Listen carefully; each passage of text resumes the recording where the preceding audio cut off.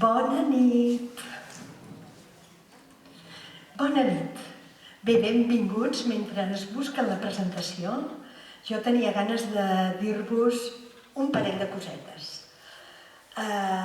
M'agrada molt com a berguedana de poder participar i sumar-me en aquest event que heu organitzat entre tots i afegir també que, com diu en Xavier Grasset, diu que el dia de la Marató es paralitza Catalunya, que ho ha sentit, perquè ell diu no es paralitza, es mobilitza.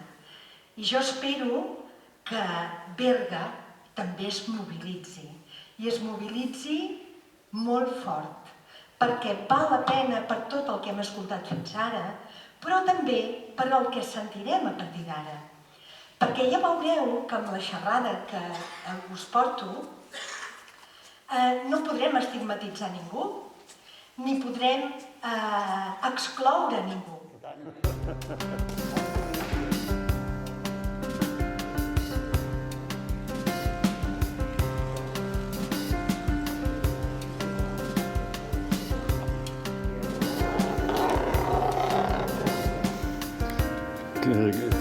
Recàrrega per fricció?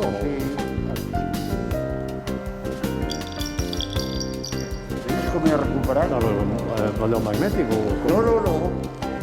No. Ni piles, ni magnètic, ni res.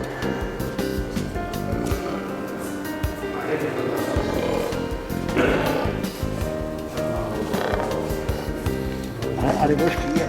Ara torno a fotre i hi ha. No us explicaré res que no sapigueu, és la segona jornada d'aquesta marató del Berguedà per la Marató. Tot això va començar ahir, avui hi haurà activitats fins al vespre i demà n'hi tornaran a haver, sobretot des de l'organització recalquen molt que demà la cloenda serà molt emotiva, que per tant és interessant ser-hi, ja que heu participat en aquesta marató, doncs demà creuen que és un dia per ser-hi també perquè és la cloenda i tal. Començarem meditant una mica del bíceps, el dit pols de la cara. Columna ben recta.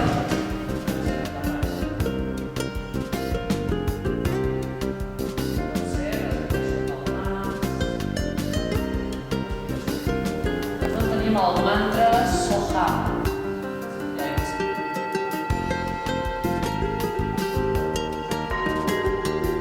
Fixa't que posant l'atenció a la respiració, la ment es va calmar.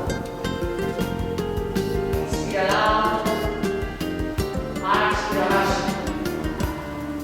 Inspira sense que se'l braç esquerre i et deixes caure cap a la dreta sentint l'estirament lateral.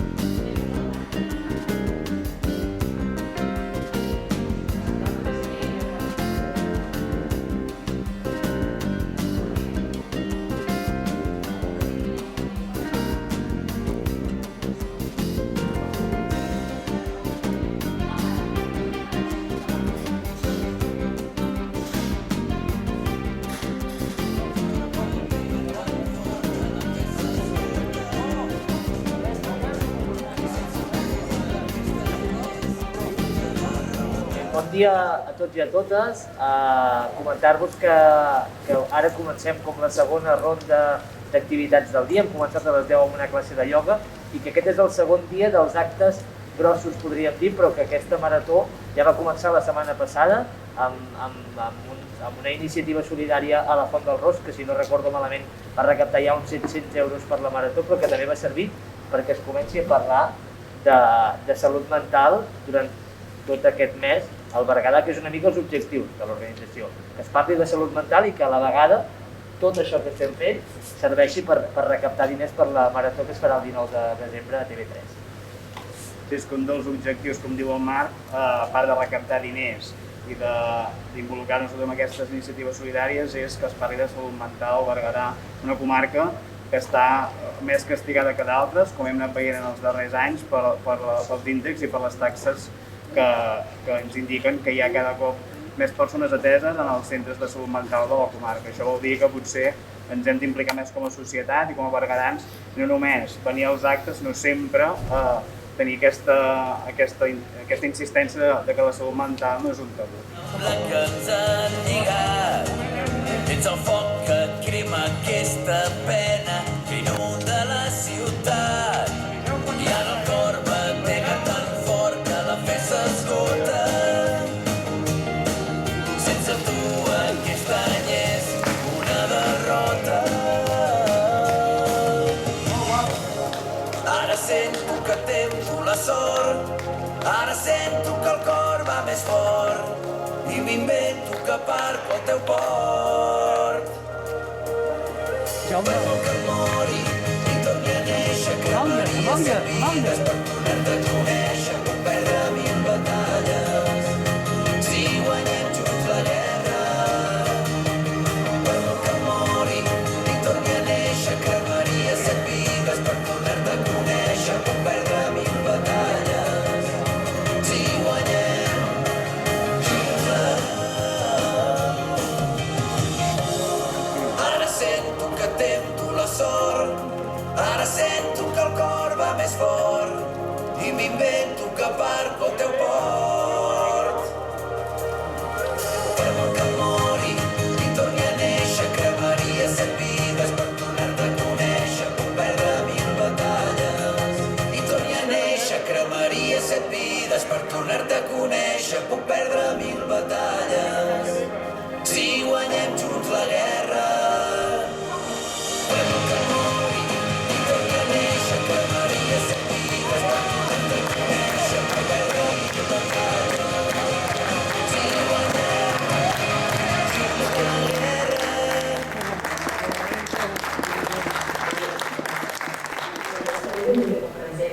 I sobretot que trobem important els controls parentals, perquè tenim molts nens que amb aquestes edats veuen continguts molt inadequats i això al final ens no poden controlar, i avui dia hi ha moltíssimes aplicacions de control parental que ens podem instal·lar als dispositius, inclús de control de temps, que control del pare, que programen mitja hora de tablet i quan s'ha acabat aquesta mitja hora la tablet es para.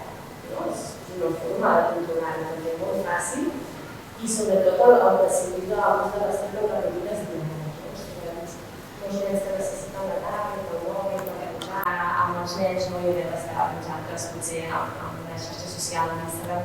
Més en l'entorn i a nosaltres no ens o sigui, els haguessin jugat, ens coneixem tots. Clarament ens ajuda, perquè si no seria un món portat per l'impuls. I un món portat per l'impuls és una persona amb un cotxe a 200 km per hora pel mig d'un poble, que si m'emporto algú pel davant, no passa res. D'aquí surten les persones psicòpates, que no totes les persones psicòpates són assassins en sèrie, però una persona que mata repetides vegades és una persona que té certes emocions paralitzades. I el bo és que són best-sellers i venen milions de còpies, no? No és fàcil. Tenim ara aquí a l'escenari el quintet de metall de l'Escola Municipal de Música de Berga.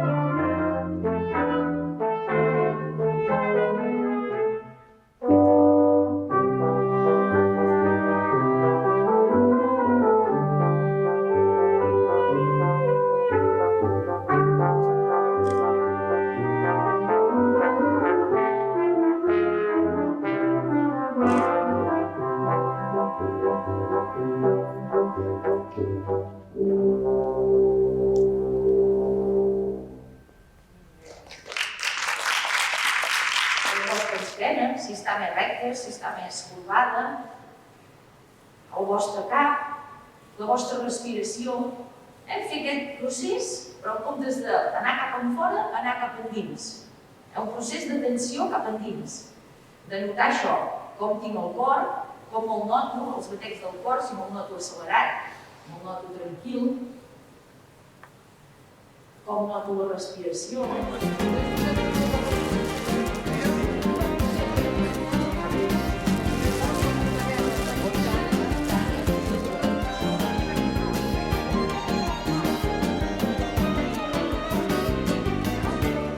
Bé, doncs acabem els actes d'aquesta matinal, d'aquesta primera matinal de la Marató per la Salut Mental del Berguedà, amb aquest vermut musical, amb el grup Trending Covers. Aquest matí ens acompanyen el Marc Piera, el Ricard Garcia i l'Anna Ferrer.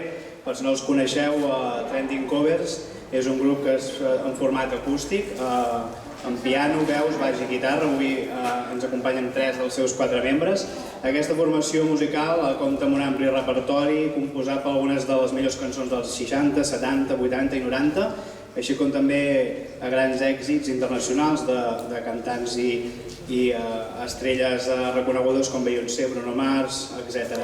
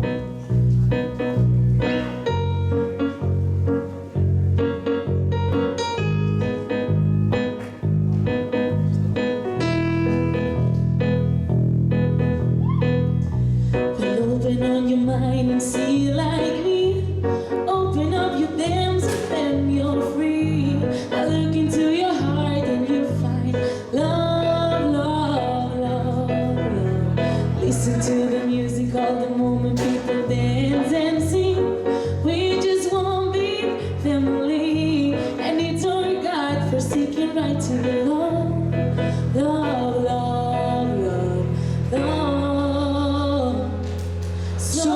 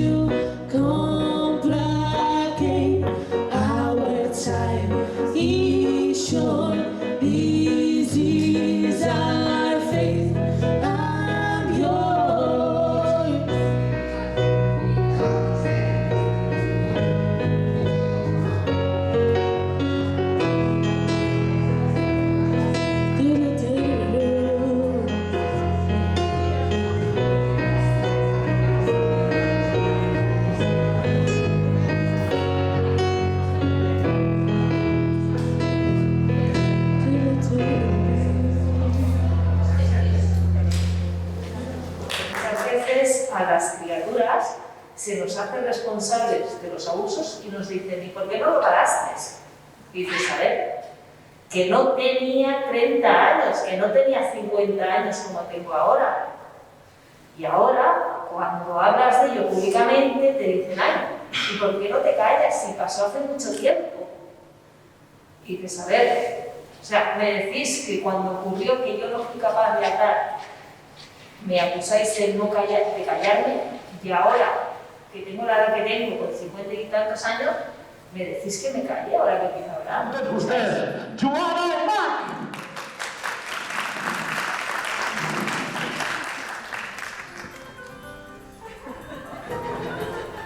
No fa res, M'agrada, aquest mag, tu. Vols que t'ajudi o què, Joan?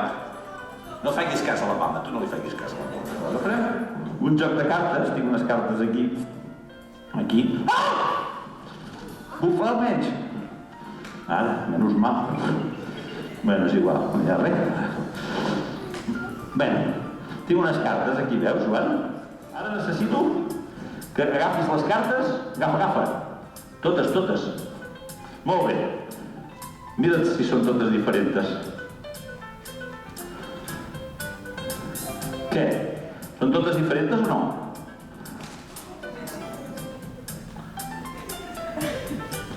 Tenim feina avui, Joan, tu i jo? A veure, per si algú pensava que no es barrejarien, ja les tenim barrejades.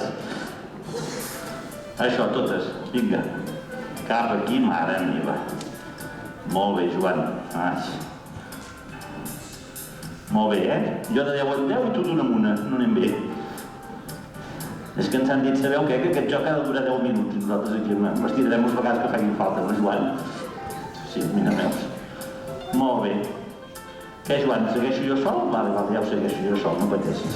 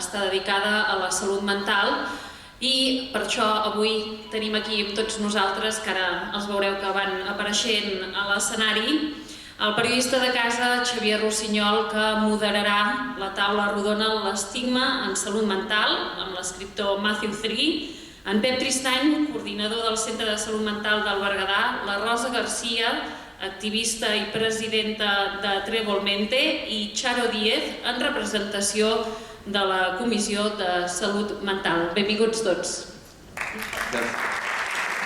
Les estadístiques ens diuen que el 82% dels catalans, de les persones que tenen trastorns de salut mental, ho amaguen per evitar les discriminacions. Aquesta és una dada que sorgeix de les enquestes, però darrere de les enquestes, darrere de les dades hi ha les persones. I avui intentarem entendre en aquests pròxims minuts per què hi ha la necessitat d'una persona que té un trastorn de salut mental amagar-ho, perquè encara ho consideren necessari un 82% de les persones que ho pateixen.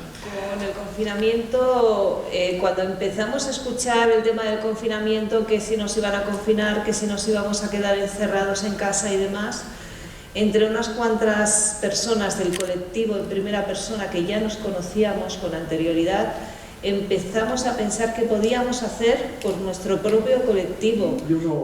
De fet, ara tot ha estat diagnosticat i tot això, però en aquella època, durant 6 anys, dels 14 fins als 20 anys, vivia una mena de vida, doble vida. O sigui, estava amb aquestes pors tot el dia, o sigui, gairebé no paraven mai, i a la vegada estava intentant fer veure davant de tothom, família, els amics i tot això, que era perfectament normal. Parlant o sigui, la solució als problemes de salut mental, que històricament els hem posat en el sistema sanitari, si ho basem només en aquí, i crec que és el que ara, no sé si no em corregeixes, Matiu, que és el tema de sortir de la teràpia, hi ha molts altres elements que són facilitadors de benestar emocional o de benestar psicològic que no tenen que estar necessàriament ni en una teràpia, ni en un fàrmac, ni en... És a dir, nosaltres com a associacions no ens queda més remei que estar a sobre i entrevistar-nos amb qui convingui i demanar recursos. Apretar. I fer que els nostres familiars, amics, coneguts, etc. tinguin no només el psicòleg que parlaven, sinó que tinguin també, no sé, per exemple, un centre social, un club social que es diu on puguin anar a fer oci, que tinguin un prelaboral o un laboral que puguin anar a treballar.